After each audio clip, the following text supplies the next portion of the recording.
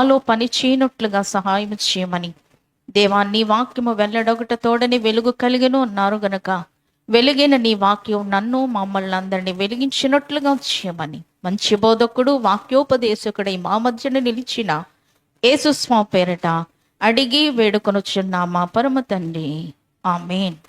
దేవుని వాక్యం చదువుకుందాం అండి. మార్కు సువార్త 1వ అధ్యాయము 40 నుండి 45 వరకు ఉన్న విషయాలు. అయితే ఒక వచనం చదువుకుందాం. 40వ వచనం. ఒక కుష్ఠరోగి ఆయన యొద్దకు వచ్చి ఆయన ఎదుట మోకాళ్ళుని, నీకిష్టమైతే నన్ను శుద్ధినిగా చేయగలవని ఆయనతో చెప్పి ఆయనను వేడుకొనగా. చాలండి. యేసుక్రీస్తు వారి కథ వినుడి దేశీయులారా, యేసుక్రీస్తు వారి కథ వినుడి. దోషకారులను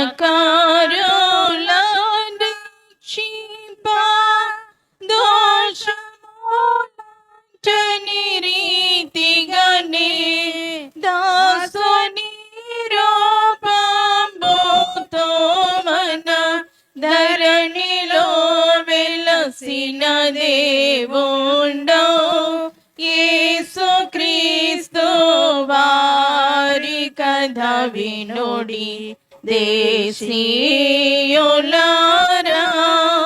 యేసుక్రీస్తు వారి కథ వినుడి. రోగులందరినీ చూచి బాగు చేయని అనలేదు, రోగముల తీరది పరికించి బాగు చేయనలేదు, రోగముల నివారణకైనా యోగముల్తా చెప్పలేదు, యోగులమించు వైద్య యోగితానని రుజువుగొన్న యేసుక్రీస్తు వారి కథ వినుడి దేశీయులారా, యేసుక్రీస్తు వారి కథ వినుడి. పాపులను నిందించి విధ శాపవాక్కులు పలకలేదు, పాపులకు గతి లేదని చెప్పి పారద్రోలి వేయలేదు, కోపపడుచు పాపులను కూడదని వచింపలేదు, పాపములు పరిహారము చేసి పరమదేవుడు తానని తెలిపిన యేసుక్రీస్తు వారి కథ వినుడి దేశీయులారా, యేసుక్రీస్తు వారి కథ వినుడి. దేవునికి స్తోత్రం. హల్లెలూయా. అందరికీ మరణాత. దేవుని యొక్క వాక్య భాగంలో మార్కు సువార్త 1వ అధ్యాయం 40 నుండి 45 వరకు మనం ఈ వచనాలలో ఉన్న ఒక కుష్ఠ రోగి యొక్క సద్గుణం, అలాగే మరి ఈ యొక్క సువార్తికుడైన కుష్ఠరోగి, ఏమనాలి అంటే సువార్తికుడైన కుష్ఠరోగి, ఈ యొక్క రోగిని గురించినటువంటి విషయాలు ఈరోజు నేను మీతో పంచుకోవాలని ఆశపడుతూ ఉన్నాను. మరి ఒక రోగి ఆయన యొద్దకు వచ్చి అనే మాట ఈ యొక్క వాక్యంలో మనకు కనబడుతుంది. ప్రభు దగ్గరికి అనేక మంది రోగులు వచ్చినప్పుడు దేవుడు వారిని రావద్దని అనలేదంట, నేను బాగు చెయ్యను అని కూడా అనలేదు. ఎందరు వచ్చినా అందరినీ ఆయన బాగు చేసి పంపించడా లేదా అండి? ప్రభు దగ్గరికి ఎంతమంది రోగులు వచ్చారో వారిని అందరినీ కూడా బాగు చేసి పంపించాడు దేవుడు కదండి. ఈ లోకంలో వైద్యులు అనబడిన వారు కొందరు మాత్రమే రోగముల నుండి విడిపించగలరు, కానీ అన్ని బాగు చేయగలరంటారా? అన్ని బాగు చేయగల సమర్థుడెవరు? పరమ వైద్యుడు. ఆయనకున్న పేరేంటి చెప్పండి? పరమ వైద్యుడు. ఇట్టి రోగమైనా అట్టి రోగమైనా ఎట్టి రోగమునైనా బాగు చేయగల సమర్థుడు. అయితే ఒక రోగి ఆయన దగ్గరకు వచ్చారంట. ఈరోజు మన వాక్య భాగంలో చదువుకున్నాం. మనం కూడా రోగులమా కదా? ఏమండి? ఈయనకున్న రోగం ఏమిటి?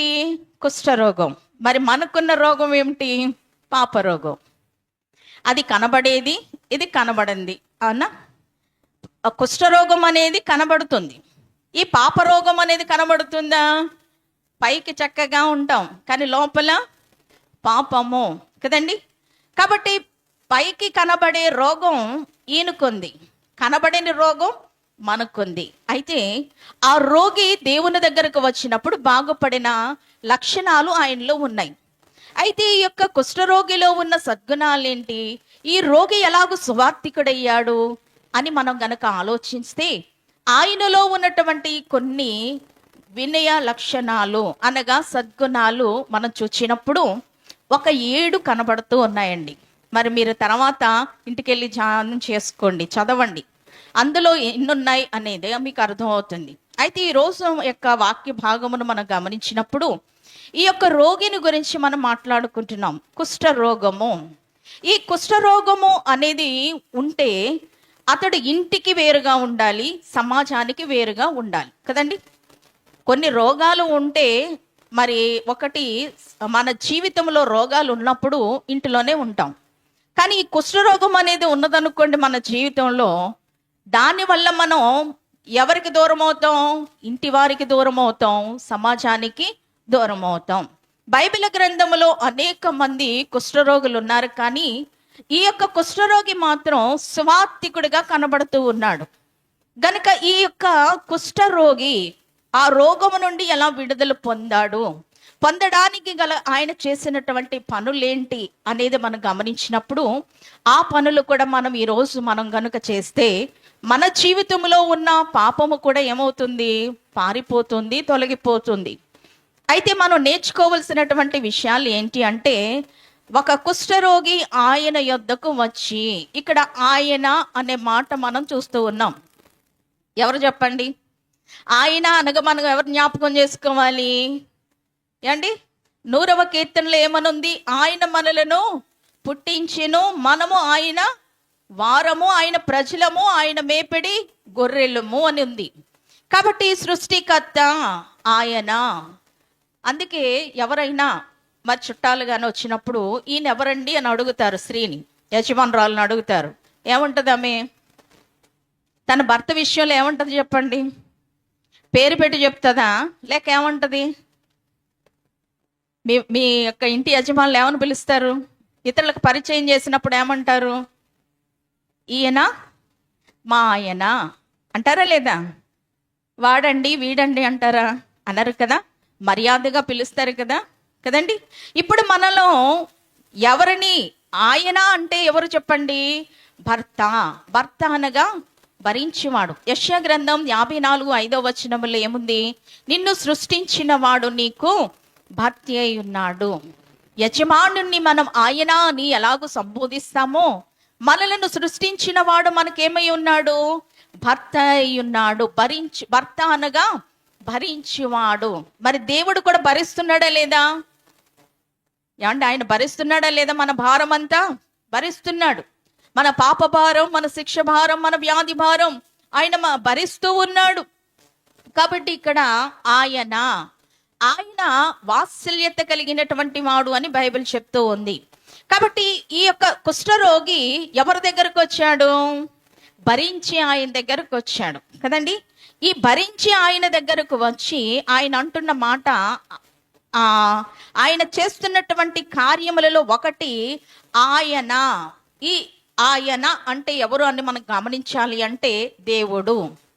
మన జీవితంలో సమస్యలు వచ్చినప్పుడు, శోధనలు వచ్చినప్పుడు, బలహీనతలు వచ్చినప్పుడు, ఇబ్బందులు వచ్చినప్పుడు, సమస్యలు వచ్చినప్పుడు మనం ఎవరి దగ్గరికి వెళ్ళాలి? మనుషుల దగ్గరికి వెళ్ళాలా, దేవుని దగ్గరికి వెళ్ళాలా? చెప్పండి. దేవుణ్ణి ఆశ్రయించాలి, ఆయనను ఆశ్రయించాలి. ఆయనను ఆశ్రయించునరుడు ధన్యుడు అని వ్రాయబడింది. కాబట్టి మనం ఆయనను మాత్రమే ఆశ్రయించాలి. మనుషులు నమ్ముకునుట కంటే యెహోవాను నమ్ముకునుట మేలు, రాజులను ఆశ్రయించుట కంటే యెహోవాను ఆశ్రయించుట మేలు. శ్రమలో, వ్యాధిలో, బాధలో, సమస్యల్లో, శోధనలో, బలహీనతల్లో ఆయన దగ్గరకు వెళుతున్నామా, లోకం దగ్గరికి వెళుతున్నామా? అంటే దేవుని దగ్గరికి వెళితేనే సహాయం, ఆ దేవుని యొద్దకు వస్తేనే సహాయం. కాబట్టి మనం మన జీవితంలో మనకు కావలసింది అందుకోవాలి అంటే, పొందుకోవాలి అంటే ఎవరి దగ్గరకు రావాలి? ఆయన దగ్గరకు రావాలి.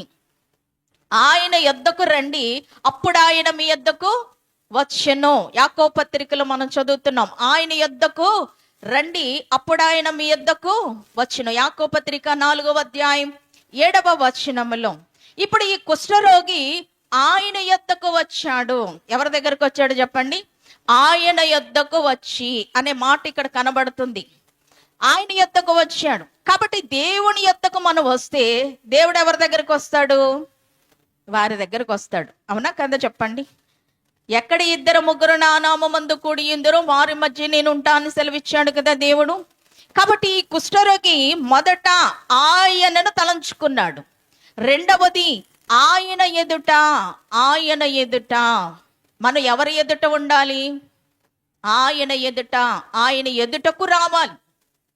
ప్రభు మనల్ని కలగజేశారు గనుక కదా. మరి ఒక పాట ఉంటుంది కదండి, మరి యెహోవా గద్దె ముందాట జనంబో లారమ్రోకోడి, యెహోవా గద్దె ముందాట జనంబో లారమ్రోకోడి, యెహోవా దేవుడి స్వామి సృజింప జంపకతాయి, సృజింప జంపకతాయి, యెహోవా గద్దె ముందాట జనము లారమ్రోకోడి. దేవునికి స్తోత్రం. శ్రమలో దేవుని తలంచుకోవాలి, శ్రమలో దేవుని యొద్దకు రావాలి. ఇది మనం నేర్చుకోవాలి. కనుక శ్రమ ఉంది, బాధ ఉంది, ఇబ్బంది ఉంది, సమస్య ఉంది, శోధన ఉంది, బలహీనత ఉంది, కానీ ఆయనని జ్ఞాపకం చేసుకోవడం లేదు, ఆయన యొద్దకు రావడం లేదు. చాలా మంది అంటారు శ్రమలు ఉన్నాయండి, ఇబ్బందులు ఉన్నాయండి అంటే పాస్టర్ గారు ఏమంటారు? అమ్మ మందిరానికి రండి, ప్రార్థన చేస్తాను, మందిరంలో ఉండండి, ఉపవాసం ఉండండి, లేక ప్రార్థన చేసుకోండి, సమస్యల నుండి విడుదల పొందుతారు అంటారు. కానీ వింటున్నారా చెప్పండి? జనాలు విని ఏం చేస్తున్నారు? రాగలుగుతున్నారా? దేవుడు ఏమన్నాడు? ప్రయాసపడి భారం మోయిచున్న సమస్త జనులారా రండి నా యొద్దకు అంటున్నాడు. కాడి సులువు చేస్తానంటున్నాడు, భారం తేలికపరుస్తానంటున్నాడు. కానీ వింటున్నాము, కానీ దేవుని దగ్గరకు వచ్చి భారము నుండి, శ్రమ నుండి విడుదల పొందాలని అనుకుంటున్నామా? మీ చింత యావత్తు నా మీద వెయ్యండి అని ప్రభువు చెప్తున్నారు. కాబట్టి ఎన్ని శ్రమలున్నా అనుభవిస్తూ వేదనకు గురైపోతున్నాము కానీ, క్షీణిస్తున్నాము కానీ, ఆ క్షీణత నుండి విడుదల పొందుకోవాలి, సమస్య నుండి విడుదల పొందుకోవాలి, శోధన నుండి విడుదల పొందుకోవాలి, బలహీనత నుండి విడుదల పొందుకోవాలి, ఈ రోగము నుండి విడుదల పొందుకోవాలి, దేవుని పాదాల దగ్గరకు వెళ్ళాలి అనే మనసు ఉందంటారా? నేడు ఉండడం లేదండి. ఏదన్నా శ్రమ రాగానే మనుషుల దగ్గర వెళ్ళిపోతున్నాం, మనుషులు జ్ఞాపకం చేసుకుంటున్నాం. వారు ఆ శ్రమ తీరుస్తారా? మనుషులు తీరుస్తారంటారా? మన బాధలు, మన శ్రమలు, మన కష్టాలు వారు తీరుస్తారా అండి? మన వారే, మన కుటుంబీకులే తీర్చరు, ఇంకా బయట వాళ్ళు ఏం తీరుస్తారు? కానీ శ్రమలో నేను నీకు తోడై ఉంటాను అన్నాడు దేవుడు. కానీ ఎవరిని జ్ఞాపకం చేసుకోవాలి మనం? నీ కష్టములో, నీ బాధలో నీ ఇంటి వారిని కాదు జ్ఞాపకం చేసుకోవాల్సింది, దేవుణ్ణి జ్ఞాపకం చేసుకోవాలి. ఈ రోగి వైద్యుల దగ్గరికి వెళ్ళవచ్చు, ఆ రోగం నుండి విడుదల పొందుకోవచ్చు, కానీ ఎక్కడికి వచ్చాడు ఆయన? ఏమండి? దేవుని దగ్గరకు వచ్చాడు. ఈరోజు నీవు అలా ఉన్నావా? ఆ రోగిలో ఉన్న మొదటి లక్షణం ఏంటి? దేవుని దగ్గరకు రావడం. మరి పాపములో ఉన్న నీవు పాపముల నుండి విడిపించే దేవుని దగ్గరకు రాగలుగుతున్నావా? పాపములను విడిపించే శక్తి గల దేవుని పాదాలను పట్టుకోగలుగుతున్నావా? అడిగి పొందుకుని క్షమించబడే స్థితిలో నీవు ఉంటున్నావా? ఈరోజు అడుగుతున్నావా? అసలు నాలో ఈ పాపం ఉందని చెప్పుకుంటున్నావా? చెప్పడం లేదు, దాచుకుంటున్నావు. అతిక్రమములను దాచిపెట్టువాడు వర్ధిల్లుడు గాని వాటిని విడిచిపెట్టువాడు వర్ధిల్లును. కాబట్టి పాపము లేదనే అనుకుంటున్నావు గాని ఆ పాపం వల్ల నీ జీవితంలో కార్యాలు జరగడం లేదని ఎందుకు అనుకోలేకపోతున్నావు?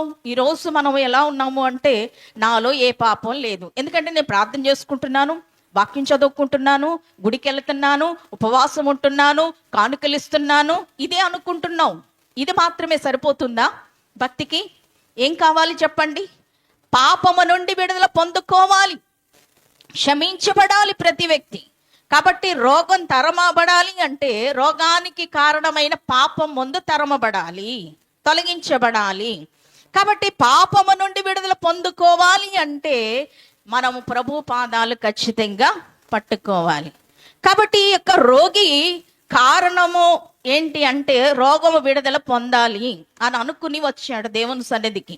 ఈరోజు మనం కూడా దేవుని సన్నిధికి వచ్చాం గనక, దేవా నాలో ఈ రోగం ఉన్నదయ్యా, నాలో ఈ పాపం ఉన్నదయ్యా, తీసివేయవా. ఈ పాపము నుండి విడుదల పొందితేనే రోగం నాలో నుండి పోతుంది. గనక రోగము నుండి పోవాలి అంటే, నాలో నుండి తొలగాలి అంటే మొదట నాలో ఉన్న పాపం ఏంటో చూపించు అంటే చూపిస్తాడా లేదా? ఏమంటే ప్రతిదీ కూడా చూపిస్తాడు కదా. మనలో మంచి ఏముందో చూపిస్తాడు, మనలో ఏ చెడు ఉందో చూపిస్తాడు. కాబట్టి పాపములను తీసివేసి అధికారము కలిగినటువంటి దేవుని దగ్గరకు వచ్చి మనము ఆయనను గనుక అడిగితే, కాబట్టి ఈయన చేసిన పని ఏంటో తెలుసా? ఆయనను జ్ఞాపకం చేసుకున్నాడు. రెండవది ఆయన యొద్దకు వచ్చాడు. ఇక మూడవ లక్షణం ఆయనలో మనం చూస్తే, ఆయన ఎదుట మోకాళ్ళుని. ఏమండి మూడవ లక్షణం ఏంటి? ఆయన ఎదుట మోకాళ్ళుని. ఫిలిప్పీ పత్రిక 2వ అధ్యాయం 10వ వచనము గనక చూస్తే, ప్రతివాని మోకాళ్ళు యేసునామములో వంగునట్లును. ఏముంది వ్రాయబడింది చెప్పండి? ప్రతివాని యొక్క మోకాళ్ళు ఏ నామములో వంగాలంట? వంగుతున్నాయా అండి? ఇప్పుడు వచ్చిన మనము దేవుని సన్నిధిలో వంగుతున్నామా? ఏమండి వంగితేనంట ఆశీర్వాదం మన దగ్గరే ఉందంట.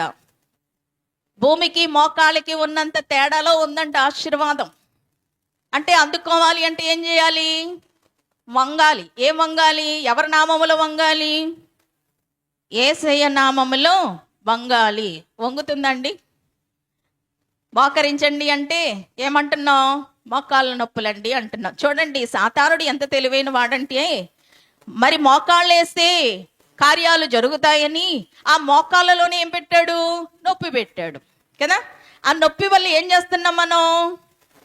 ఏం చేస్తున్నాం చెప్పండి? మోకరించలేని వారముగా ఉన్నాం. ప్రభు మోకరించారా లేదా చెప్పండి? ప్రభు మోకరించిన వారే ఉన్నారు, ప్రభు మోకాళ్ళు వేసిన వారే ఉన్నారు. కాబట్టి దేవాతి దేవుడే మోకరించాడు. మనం కూడా ఏం చేయాలి? మోకరించే వారమై ఉండాలి. బైబిల్ గ్రంథంలో జంతువులు కూడా మోకరించాయి. ఏం మోకరించాయి చెప్పండి? ఆది కాండంలో మనం గమనించినప్పుడు ఎలియాజరు ప్రార్థన చేస్తూ ఉంటే ఒంటెలు కూడా మోకరించి ప్రార్థించాయండి. అంటే జంతువులు మోకరిస్తున్నాయి కానీ మనిషి మాత్రము మోకరించడం లేదు. కాబట్టి మోకాళ్ళ కిందే దేవుడు దాచి ఉంచాడు ప్రతిఫలం. కానీ అది అందుకోలేకుండా సాతానుడు మోకాళ్ళ నొప్పులని, కాళ్ళు నొప్పులని, కీళ్ళ నొప్పులని కదా ఇలాగ పెడుతూ ఉన్నాడు. వాటిని మనం జయించలేని స్థితిలో ఉంటున్నాం.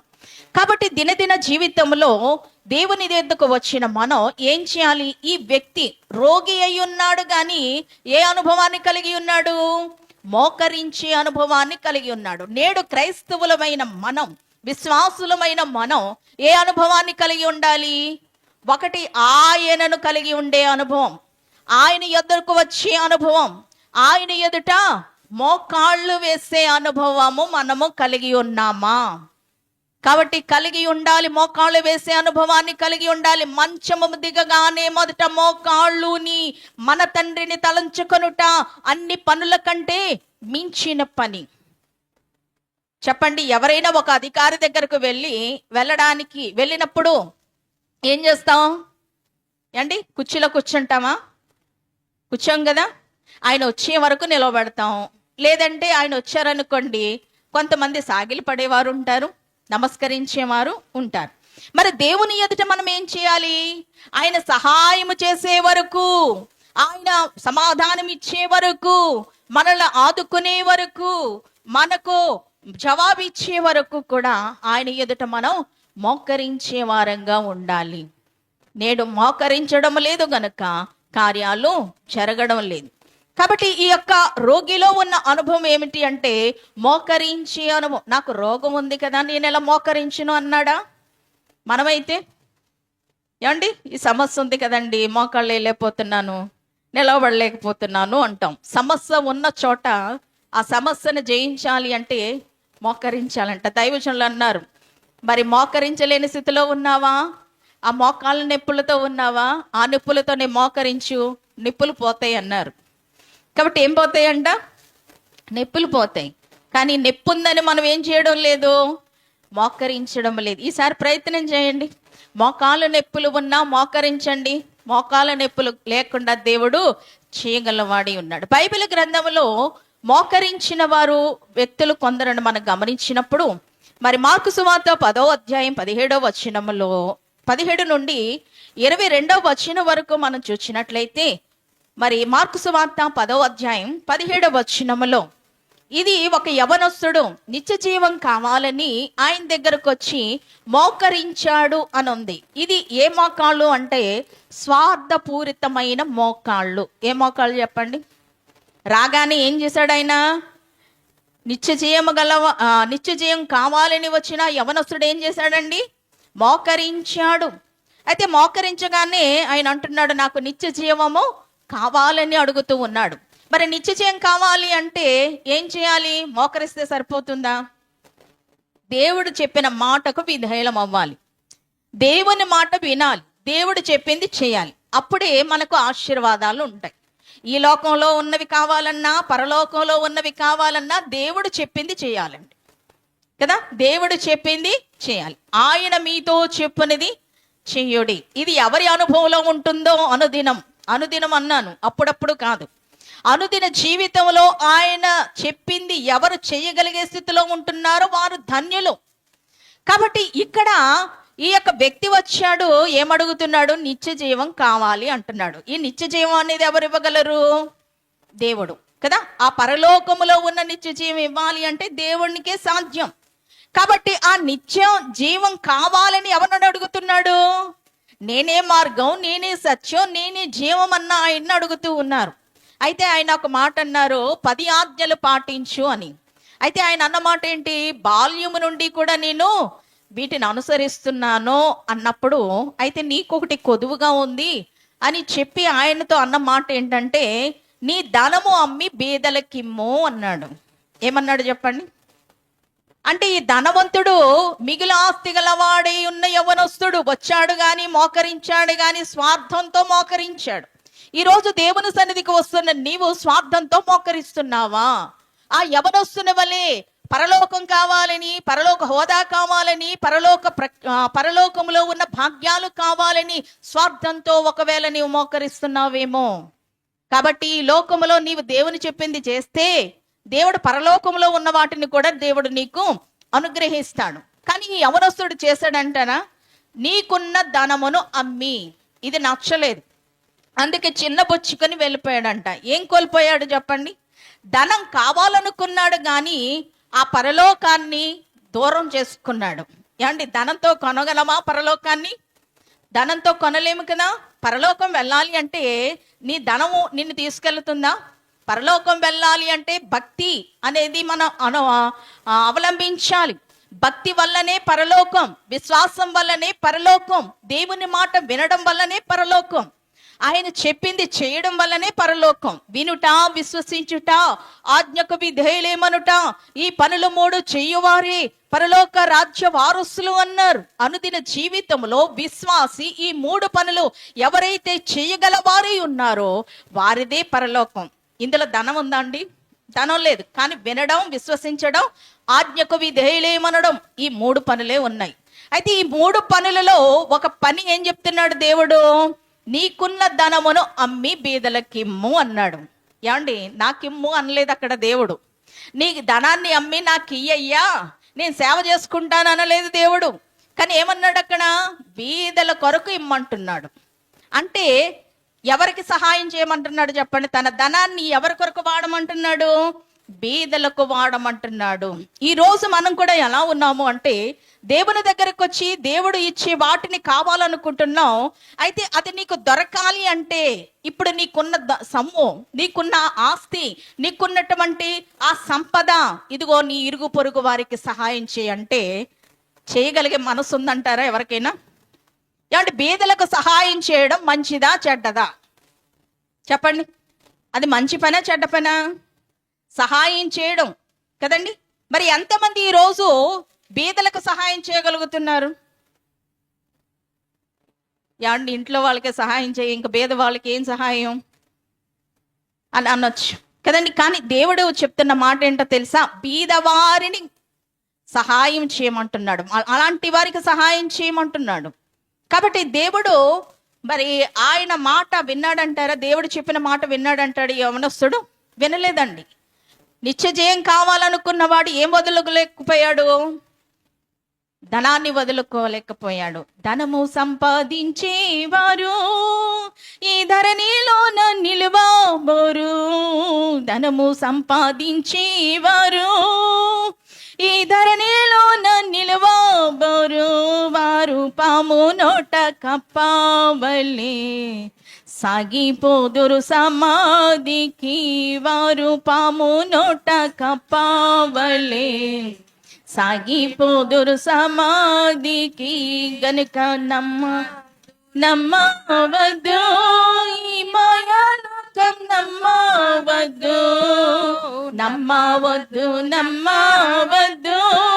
ఈ మాయాలోకం, నమ్మవద్దు.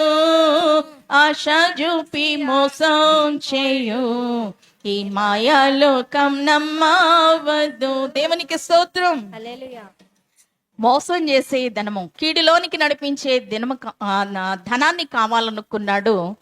కానీ ఏమయ్యాడు చెప్పండి? నిత్య జీవం ఇస్తానన్న దేవుణ్ణి వదులుకున్నాడు. ఇక పరలోకం అంటూ ఆయనకు ఉందంటారా?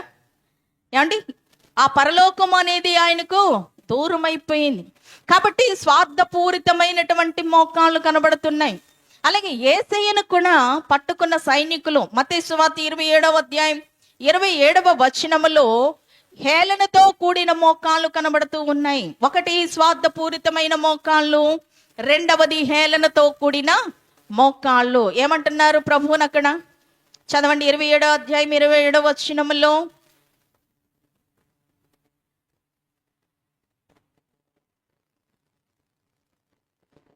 తీసారా 27వ వచనం?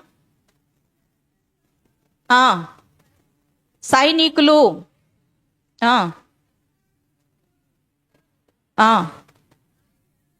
ఆయన ఎదుట, ఆయన యొద్ద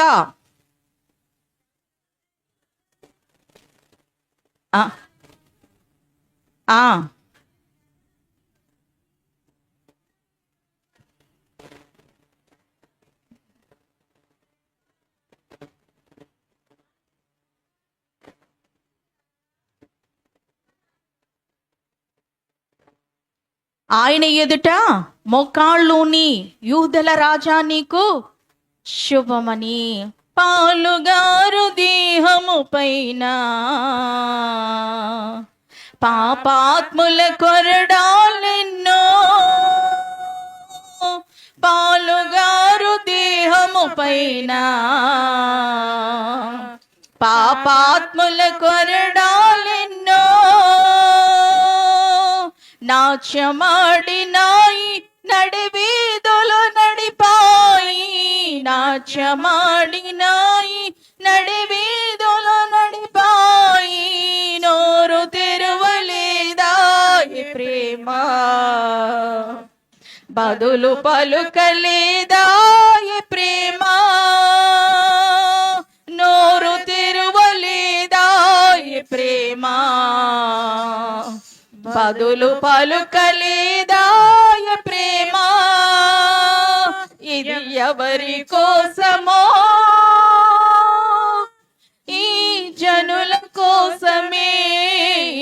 జగతి కోసమే, ఈ జనుల కోసమే, ఈ జగతి కోసమే సిలువలో సాగింది యాత్ర, కరుణామయుని దయగల పాత్ర. కాబట్టి మోకరించినటువంటి వీరు ఏం చేస్తున్నారు? ఆయన ఎదుట ఉమ్మివేయట, ఆయన వస్త్రమును తీసివేయట, అపహసించుట, దూషించుట, హేళన చేయట, ఇది ఎలా చేస్తున్నారు? మోకరించి అవమానిస్తున్నారండి. ఈరోజు మనం అలా ఉన్నామా? హేళనతో కూడిన మోకాళ్ళు వేయుచున్నామా? స్వార్థపూరితమైనటువంటి మోకాళ్ళు వేయుచున్నామా? మనం ఆలోచించాలి. ఈ కుష్ఠరోగి వినయ విధేయతతో మోకరించాడు. దేంతో మోకరించాడండి? వినయ విధేయతతో. కాబట్టి దేవుని దగ్గరకు వచ్చాడు, దేవుని ఎదుట ఉన్నాడు. ఆయన చేసిన పని మోకాళ్ళుని. ఆయన అంటున్న మాట 4వది, నీకిష్టమైతే నన్ను శుద్ధినిగా చెయ్యగలవని. ఏమడుగుతున్నాడు చెప్పండి? అంటే ఇక్కడ మనం నేర్చుకోవలసింది ఏంటి అంటే రోగిలోని విశ్వాసము. ఏంటి చెప్పండి? రోగిలోని విశ్వాసము. కాబట్టి మనలో ఏముండాలి? రోగం తగ్గాలి అంటే విశ్వాసం. విశ్వాసం అనేది ఎంత ఉండాలి చెప్పండి? ప్రభు అన్నారు కదా, ఆవగింజంత విశ్వాసము అన్నారు. మరి మనకెంత ఉంది? ఆవగింజంత ఏంటండి? గుమ్మడికాయ ఎంత ఉంది మా విశ్వాసం? ఉందా లేదా? ఎంత ఉంది? నిజం ఉందండి? అంత ఉందండి? అంత ఉంటే మీరు ఇక్కడ ఎందుకు ఉంటారు? అంత విశ్వాసం ఉంటే కనుక మనం ఇక్కడ ఎందుకు ఉంటాం? మన ఇంట్లో ఉంటాం హ్యాపీగా. ఎందుకంటే శ్రమలు ఉండవు కదా, కష్టాలు బాధలు ఉండవు కదా. కాబట్టి మన జీవితంలో ఏముండాలని అంటున్నాడు అంటే దేవుడు విశ్వాసము. మరి ఈ విశ్వాసము ఆ రోగిలో ఉందా లేదా? ఆయన అడిగిన ఆ మాటలు ఏం కనపడుతుంది? నీకిష్టమైతే, ఆయన అడుగుతున్న మాట చూడండి, నీకిష్టమైతే నన్ను శుద్ధినిగా చెయ్యగలవని అంటున్నాడు. చెయ్యగలవు అన్నాడా? చెయ్యగలవని అన్నాడా? మనకి ఇప్పుడు ఎందులో కనబడుతుంది విశ్వాసము? చెయ్యగలవని అంటే చేస్తావు, అది విశ్వాసం. ఏమో చేస్తాడో లేదో అన్నది అవిశ్వాసం. ఇప్పుడు దేవుని దగ్గరకు వచ్చిన మనం ఆయన ఉన్నాడని, తన్ను అడుగువానికి ఫలము దయచేయవాడని నమ్మాలా లేదా? అంటే మనలో ఏముండాలి? నమ్మకం ఉండాలి. ఎవరి మీద? దేవుని మీద.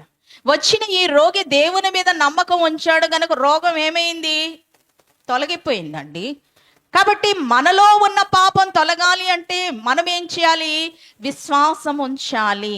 అట్టి విశ్వాసము అమరిన రోగికి ఎట్టి వ్యాధి అయినా ఎగిరిపోదా. కాబట్టి నీకు ఈరోజు ఏముండాలి అంటే విశ్వాసం ఉండాలి. ఆ విశ్వాసము కనుక నీలో ఉంటే ఎటువంటి రోగమైనా, ఎటువంటి పాపమైనా, ఎటువంటి భీతి అయినా, ఎటువంటి భయాందోళన అయినా, ఎటువంటి కష్ట నష్టాలు అయినా, ఎటువంటి ఇబ్బందులైనా, ఎటువంటి సమస్యలైనా, ఎటువంటి సాతాను శోధనలైనా నువ్వేం చేయగలవు? జయించగలం. మరి ఆయన యొద్దకు వచ్చిన నీవు, నీలో ఉండవలసిన సద్గుణం ఏమిటి అంటే విశ్వాసము. చెయ్యగలవని నమ్ముతున్నాడు. అప్పటికి దేవుడు చేశాడంటారా? చెయ్యలేదు. మనం ఎప్పుడు నమ్ముతాం? చేస్తేనే నమ్ముతాం. కానీ చెయ్యక ముందు నమ్మాడు, అది విశ్వాసం అండి. కాబట్టి అట్టి విశ్వాసము మనలో ఉందా? నేడు ఆ రోగిలో ఉన్న విశ్వాసము మనలో ఉందా?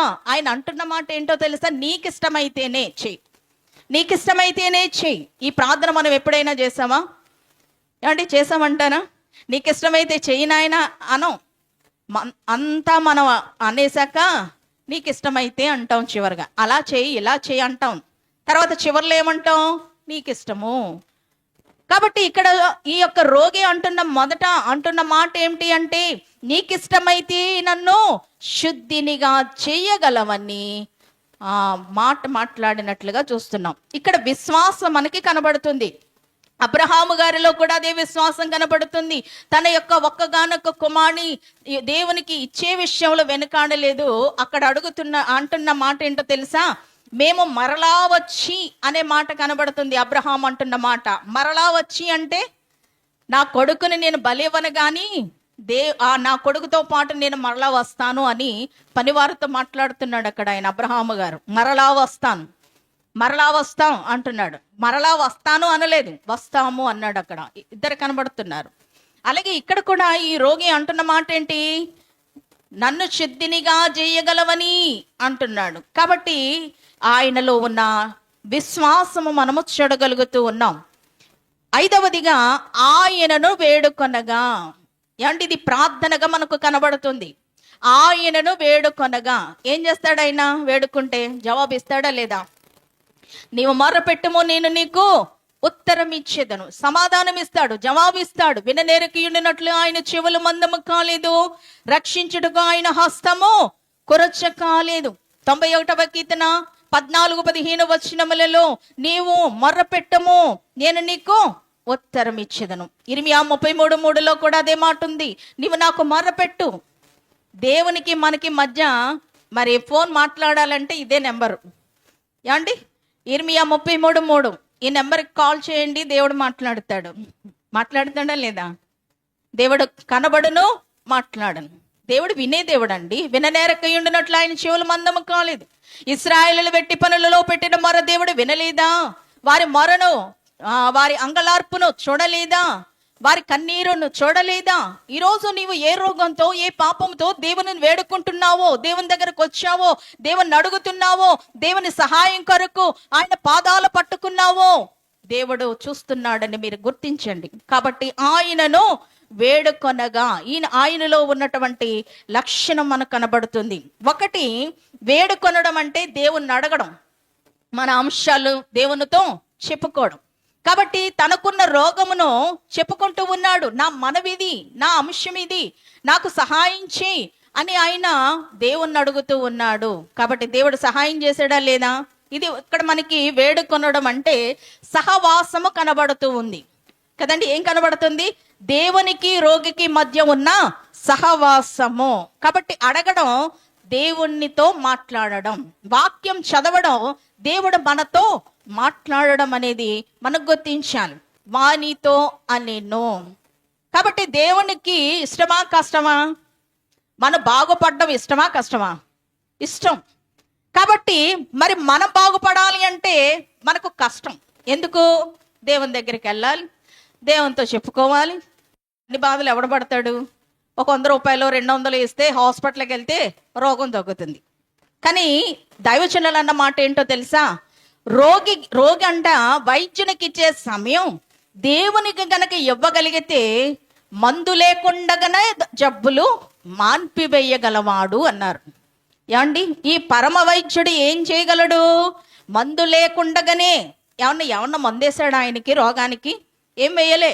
కానీ మాట మాట్లాడాడు. ఏమని? నాకిష్టమే, నీవు శుద్ధినివి కమ్మని ఆయనతో చెప్పడం అనేది చూస్తూ ఉన్నాం. కాబట్టి ఇక్కడ మనం గమనించినప్పుడు దేవునికి ఇష్టలమై ఉండాలంట. ఈ రోగి ఎవరికి ఇష్టడైపోయాడు? దేవునికి ఇష్టడైపోయాడు కదా. మరి దేవునికి ఇష్టలమై ఉండాలి అంటే మనం ఏం చేయాలి? విశ్వాసం ఉంచితే ఏమండి ఆయనకి ఇష్టలమై ఉంటాం. దేవుని యొద్దకు వచ్చేవాడు ఆయన ఉన్నాడని, తన్నడుగు వారికి ఫలము దయచేయవాడని నమ్మవలెను కదా.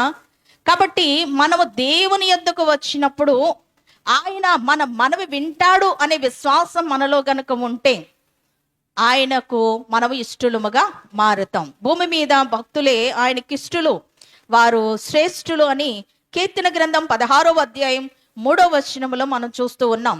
కాబట్టి భూమి మీద ఉన్న భక్తులే శ్రేష్ఠులు. ఇప్పుడు ఈ రోగి భూమి మీద ఉన్నాడు గనక ఏమైపోయాడు? భక్తుడైపోయాడు. ఈ భక్తుడు కాస్త ఏమయ్యాడు చెప్పండి? శ్రేష్ఠుడైపోయాడు. కాబట్టి ఈ యొక్క రోగి భక్తుడయ్యాడు, శ్రేష్ఠుడయ్యాడు. మరి మనం ఎలా ఉన్నాం? భక్తులంగా ఉన్నామా, భక్తిహీనులంగా ఉన్నామా? భక్తులంగా ఉంటే దేవునికి ఇష్టలు అవుతాం కదా. వారు కేవలము దేవునికి ఇష్టలం అవ్వాలి అంటే దేవుడు చెప్పింది చేయాలి, దేవుని మాట వినాలి, దేవునిలో మనం ఉండాలి, దేవునిలో నడవాలి, ఆత్మానుసారంగా మనం జీవించాలి. కాబట్టి దేవుడు అంటున్నాడు నాకు ఇష్టమే. అంటే ఒక రోగి రోగము నుండి విడుదల పొందడం దేవునికి ఇష్టం. దేవుని దగ్గరకు మనిషి రావడం దేవునికి ఇష్టం. దేవుడు చెప్పింది చెయ్యాలి, ఆ మనిషి చెయ్యాలి అనుకోవడం దేవునికి ఇష్టం. ఈరోజు దేవునికి ఇష్టమైన పనులు మనం ఎన్ని చేస్తున్నాం? ఇష్టం లేని పనులు ఎన్ని చేస్తున్నాం? అది గనక జాబితా వేసుకుంటే ఏమంటే ఏది ఎక్కువగా ఉంటుంది? ఇష్టం లేని పనులే ఎక్కువ. కాబట్టి పత్రికలో మనం చూస్తే కొరింథీ పత్రిక పౌలు గారు అంటూ ఉన్నారు, దేహములో ఉండగా ఆయనకి ఇష్టలమై ఉండాలి అంట, దేహాన్ని విడిచిన తర్వాత కూడా ఆయనకి ఇష్టలమై ఉండాలి. మరి దేహములో ఉండగా దేహాన్ని విడిచిన తర్వాత కూడా ఇష్టడైన ఒక వ్యక్తి ఉన్నాడు, హనోకు దేవునికి ఇష్టడై ఉండినందువల్ల తన దినములలో అతడు దేవునితో కూడా నడిచిన వాడు గనుక అతడు కొనుపోబడిను. ఇష్టడు కొనుపోబడ్డాడు. కాబట్టి దేవునికి ఇష్టడై ఉన్నాడు బ్రతుకు దినములన్నీ. ఈ రోజు నీవు దేవునికి ఇష్టలుగా ఉంటున్నావా? కాబట్టి మనం చేసే పనులు దేవునికి నచ్చుతున్నాయా? కనుక ఈ రోజు మనం ఎలా ఉన్నాము అంటే రోగులంగా ఉన్నాము, కానీ ఆ రోగం నుండి విడుదల పొందాలి అని మనస్సు లేని వారంగా ఉంటున్నాం. వైద్యుల దగ్గరికి వెళుతున్నాం, ఎంతో సొమ్ము ఇస్తున్నాం, కానీ స్వస్థత కలగడం లేదు. కానీ ఈ రోగి దేవుని దగ్గరకు వచ్చాడు. రోగము నుండి విడుదల పొందుకొనుటకు చేసిన పనులు, చేసినటువంటి కార్యాలు మనం చూస్తూ ఉన్నాం. కాబట్టి ఇతడు వేడుకొనగా దేవుడు ఉత్తరం ఇచ్చాడా లేదా? వెంటనే తక్షణమే నాకిష్టమే అన్నాడా? ఒక వారం పోయాకరా, లేకపోతే ఒక నెల పోయాకరా, అప్పుడు నేను చూస్తానులే, నీ విశ్వాసం ఎంత ఉందో అన్నాడా దేవుడు? అనలేదు. వెంటనే. అంటే నీ విశ్వాసం అట్టి రీతిగా ఉంటే, గట్టి విశ్వాసము కలిగి ఉంటే, మన మదిలో అట్టి విశ్వాసము గనక ఉండి అడిగిన వెంటనే దేవుడు తక్షణమే నాకు ఇష్టమే, వెళ్ళిపో శుద్ధిగా అంటాడు. వెంటనే మనల్ని బాగు చేస్తాడు. కాబట్టి మనం దేవుని దగ్గరకు వచ్చినప్పుడు మనలో ఉండవలసింది ఈ లక్షణాలు మనం కలిగి ఉండాలి. 1, ఆయన తలంచుకోవడం. 2, ఆయన యొద్దకు రావడం. 3, ఆయన ఎదుట మోకాలు నూడడం. ఆయనకు నీకు ఇష్టమైతే చేయగలవా అని ఆయన అడగడం, వేడుకోవడం. ఈ లక్షణాలు మనం కలిగి ఉండాలి. ఇక 7వదిగా మనం చూసినప్పుడు మరి దేవుడు అంటున్న మాట కొన్ని చెప్తూ ఉన్నారు చూడండి. శుద్ధుడవు కమ్ము. ఏమంటున్నాడు? రోగము నుండి విడుదల పొందు అంటున్నాడు. కాబట్టి రోగము నుండి విడుదల పొందాడంటే ఈయన శుద్ధుడయ్యాడు. వెంటనే కుష్ఠరోగము వాని విడిచిన గనుక వాడు శుద్ధుడయ్యను. 42వ వచనములో. కాబట్టి రోగం పోయింది. ఈ యొక్క రోగము పోయిన వ్యక్తి ఎలా మారాడు? శుద్ధుడిగా మారాడు, పరిశుద్ధుడైపోయాడు. కుష్ఠరోగి శుద్ధుడైపోయాడు, పరిశుద్ధుడైపోయాడు. అయితే ఈ శుద్ధుడైనటువంటి వ్యక్తి, నేను మొదట చెప్పాను, ఈ సువార్తికుడైన కుష్ఠరోగి అన్నాను. ఏంటి చెప్పండి? సువార్తికుడైన కుష్ఠరోగి. ఇప్పుడు ఎలా మారాడు ఈయన? శుద్ధుడయ్యాక, పరిశుద్ధుడయ్యాక, పాపము నుండి విడుదల పొందాక. ఎందుకంటే మాట మనం చూసినట్లయితే కుష్ఠరోగము వానిని విడిచెను అని ఉంది. ఏం విడిచిపోయిందంట? మనం కూడా మన పాపాలు ఏమైపోవాలి? విడిచి పారిపోవాలి. పాపాలను విడిచిపెట్టాలి, పాపములను విసర్జించాలి, పాపములోనికి వెళ్లకుండా ఉండే ప్రయత్నం చేయాలి. కాబట్టి ఈ యొక్క రోగము విడిచి వెళ్ళింది. మన యొక్క రోగం ఏంటి చెప్పండి?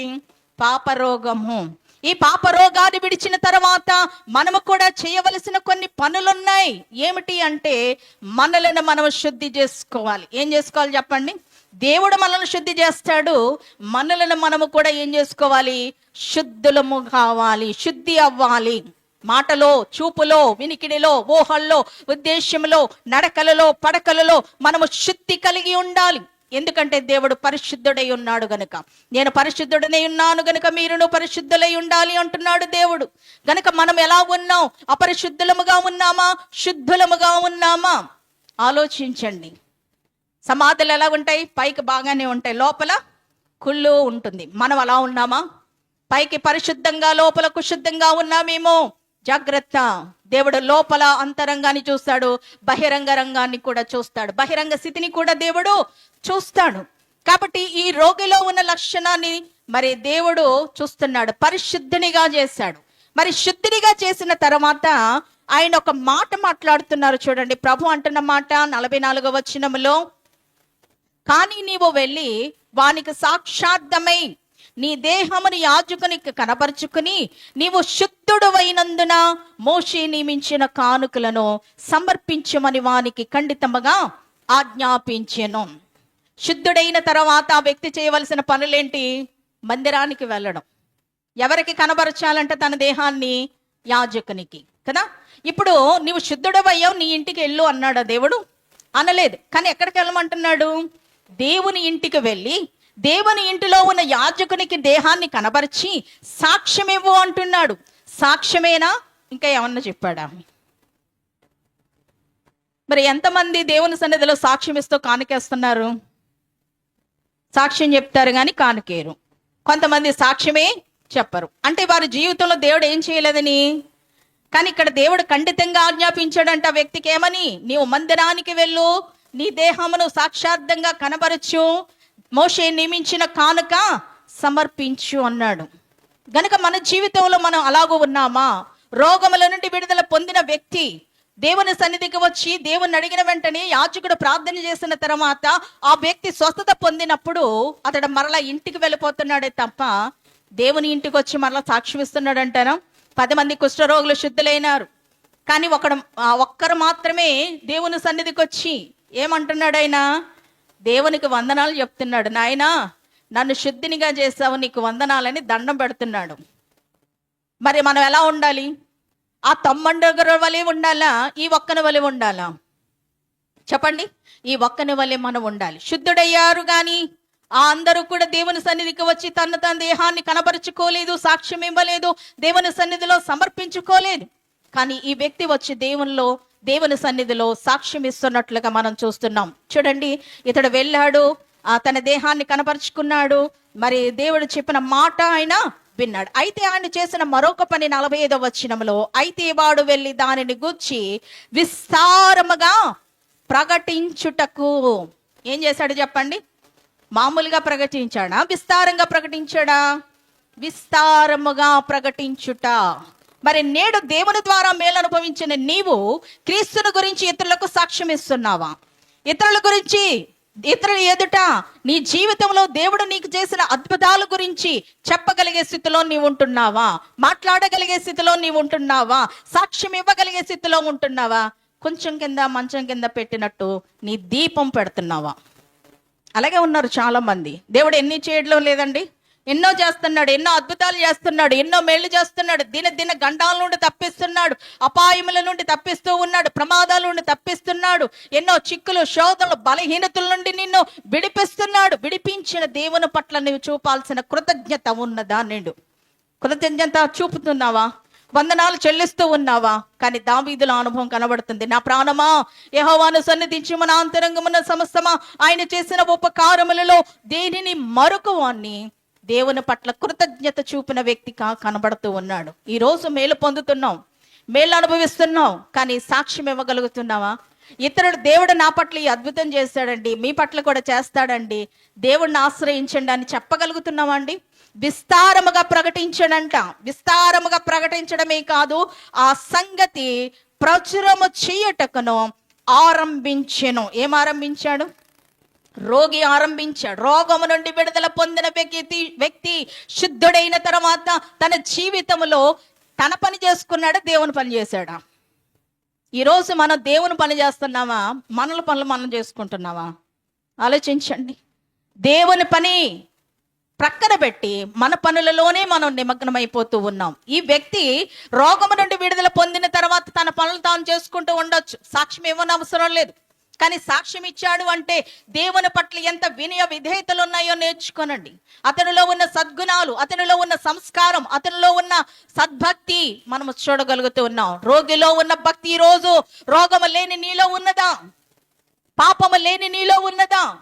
మనం పరిశుద్ధులమే అనుకుంటున్నాం కానీ భక్తి మనలో లేదండి. భక్తి లేని జీవితం మనం కలిగి ఉన్నాం. భక్తి అనేది మనలో రవ్వంతైనా లేని స్థితి కనబడుతుంది. ఈ రోగులో మనం నేర్చుకోవలసింది భక్తి, వినయము, విధేయత, ప్రకటించడం, విస్తారంగా ప్రచురించడం ఆరంభించాడంట. దేనికి ప్రాధాన్యత ఇచ్చాడు ఆయన? తన పనులకు ప్రాధాన్యత ఇచ్చాడా, దేవుని పనికి ప్రాధాన్యత ఇచ్చాడా?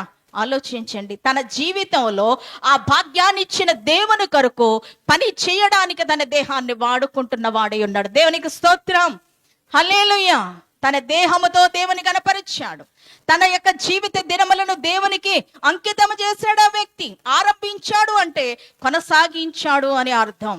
కాబట్టి గనుక ఆరంభించిన గనుక ఆయన ఇంకా పట్టణములో ప్రవేశింపలేక వెలుపల అరణ్యములో నుండి నలుదిక్కులు మరి జనులు ఆయన యొద్దకు వచ్చుచుండే తన జీవితాన్ని మార్చిన దేవుని గురించి చెప్పాడు. అది సువార్త అయింది. ఆ సువార్త విన్నవారు అనేకులు ఆయన యొద్దకు రావడం అనేది మనం చూస్తున్నాం. కాబట్టి శుద్ధుడైన ఆయన ఆ పరిశుద్ధిని చూపిస్తూ ఉన్నాడు. నన్ను శుద్ధిని చేసిన ఆయన పరిశుద్ధుడు అని సాక్ష్యం ఇస్తున్నట్లుగా మనం చూస్తూ ఉన్నాం. ఈ రోజు రోగంతో ఉన్నామండి. ఆ కుష్ఠరోగి బహిరంగ రోగంతో ఉన్నాడు. ఈ రోజు మనం ఎలా ఉన్నాము అంటే పాప రోగముతో, లోక మాలిన్యముతో, భక్తిహీనతలో మనం జీవిస్తూ ఉన్నాం. చెడుగు జీవితాన్ని మనం కలిగి ఉన్నాం. గనుక మన జీవితాన్ని ఎవరికి అంకితం చేయాలి? దేవునికి సమర్పించుకోవాలి. తన దేహము, ధనము, సమయం సమస్తము కూడా ఆ యొక్క రోగి దేవునికి అర్పించినట్లుగా మనం చూస్తూ ఉన్నాం. కాబట్టి సువార్తికుడైన కుష్ఠరోగి, ఈరోజు నీవు అలా ఉన్నావా? సువార్త చేసే సువార్తిక రాండ్రుగా, మరి సువార్తను అందించే వ్యక్తిగా నీవున్నావా? దేవుడు నీకు ఎన్ని మేలు చేస్తున్నాడు? దాచిపెడుతున్నావా? వెల్లడి చేస్తున్నావా? దేవుని గురించి సాక్ష్యం ఇస్తున్నావా? దాచుకుంటున్నావా? ఆలోచించండి. కాబట్టి శుద్ధుడయ్యాడు, పరిశుద్ధుడయ్యాడు, ప్రభువును చూపించాడు అనేకులకు. ఈరోజు నీవు కూడా అలా ఉండాలని దేవుడు ఆశపడుతూ ఉన్నాడు. కాబట్టి సువార్తికుడైన కుష్ఠరోగి, ఈరోజు నీవు కూడా అలా మారి దేవుని కొరకు పని చేయగల స్థితి దేవుడు మనందరికి అనుగ్రహించును గాక. ఆమేన్. దయగల మా తండ్రి, సర్వశక్తిమంతుడా, నీ పరిశుద్ధ నామమునకు వేవేల స్తుతులు స్తోత్రములు చెల్లిస్తున్నాం ప్రభా. ఎంతమంది రోగులు నీ దగ్గరికి వచ్చినప్పుడు వారికున్న రోగమును ప్రభా నీవు అంటుకొననిచ్చి స్వస్థతనిచ్చావయ్యా. అంటూ అనలేదు కానీ అంటుకున్న వాడవై ఉన్నావు. ఆ రోగముల నుండి విడిపించావయ్యా తండ్రి. తక్కువ వారిని ఎక్కువ నాయన ఉన్నతమైన స్థితిలో ఉన్నటువంటి వారు చేరదీయరు. కానీ దేవా నీవు ఎటువంటి రోగినైనా చేరదీసావు, ఎటువంటి రోగినైనా బాగు చేస్తావయ్యా. నీకు స్తోత్రాలు. ఈ రోజు మేము ఈ కుష్ఠ రోగిలో ఉన్నటువంటి ఆ యొక్క లక్షణాలను మేము ధ్యానించిన వారమే ఉన్నాం దేవా. అతడు బహిరంగంగా రోగి, కానీ మేము అంతరంగ రోగులమై ఉన్నాం. పాపమనే రోగముతో పడి ఉన్న వారమై ఉన్నాము. ఈ పాపము నీ యొద్దకు రాకుండా, నిన్ను అడగకుండా, వెదక్కుండా చేస్తుందయ్యా. ఒక్క మారు కనికరించి దేవా, నీ వాక్యం ద్వారా మా జీవితములను సరిచేసి నీకిష్టమైతే అని ఆయన ఎలాగూ వేడుకున్నాడో అలాగే ఈరోజు ఎందరు బాగుపడడం నీకిష్టమో, నీకిష్టమైతే దేవ వచ్చిన వారిని అందరినీ శుద్ధులుగా చేసి పరిశుద్ధులుగా మార్చి నీ కొరకు వారి జీవితంలో చేసిన అద్భుతములను ఇతరులకు ప్రకటించే వారిగా మలుచుకొని సాక్షులుగా నిలవబడే ధన్యత దేవ ఆ రోగి ఎలాగో సువార్తికుడిగా మార్చావో, రోగులమైన మమ్మలను కూడా సువార్తికుల వలె మార్చి నీ పని చేసిలో మమ్మల్ని అందరినీ మలుచుకొనమని యేసు పరిశుద్ధ నామములో అడిగి వేడుకొనుచున్నామా పరమ తండ్రి. ఆమేన్. అందరికీ మరణాత.